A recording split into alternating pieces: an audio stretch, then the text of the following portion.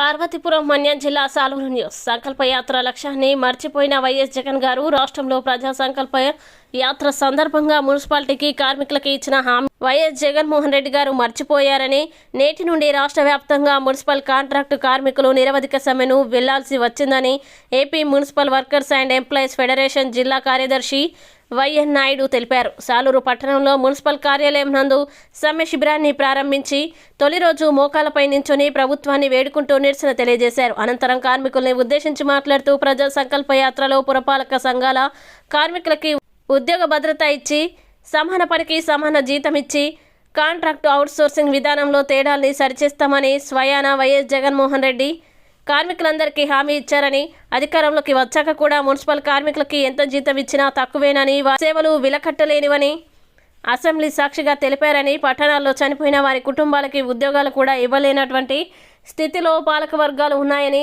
నష్టపరిహారం కూడా రావడం లేదని, పట్టణాల జనాభాకి తగ్గట్టుగా కార్మికులు పెంచలేదని విమర్శించారు. ఇంజనీరింగ్ కార్మికులకి నేటికి హెల్త్ అలవెన్స్ ఇవ్వడం లేదని విమర్శించారు. ప్రభుత్వానికి చిత్తశుద్ధి ఉంటే వెంటనే కార్మిక సమస్యలపై మంత్రి డిఎంఏలు చర్చించి ప్రజల అవసరాలు దృష్టిలో పెట్టుకుని సమ్మెను పరిష్కరించాలని డిమాండ్ చేశారు. ఈ కార్యక్రమంలో మున్సిపల్ యూనియన్ సాలూరు పట్టణ అధ్యక్షులు శంకర్రావు రాముడు, జిల్లా మహిళా శ్రామిక కన్వీనర్ ఇందు మాట్లాడారు. సాలూరు కమిటీ సభ్యులు రవి, శ్రీనివాస్, స్వప్న, పోలు రాజ్ తదితరులు పాల్గొన్నారు. సమాన పని సమాన వేతనం ఇవ్వాలి. తీర్పు ప్రకారం సమాన పని సమాన వేతనం ఇవ్వాలి. ఉద్యోగ భద్రత కల్పించాలి. ఇచ్చిన హామీలు అమలు చేయాలి. ఇచ్చిన హామీలు అమలు చేయాలి. ఇచ్చిన హామీలు అమలు చేయాలి.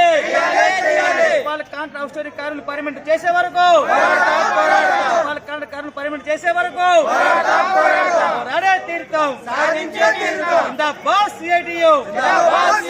మున్సిపల్ కార్మికుల ఐక్యత, మున్సిపల్ కార్మికుల ఐక్యత.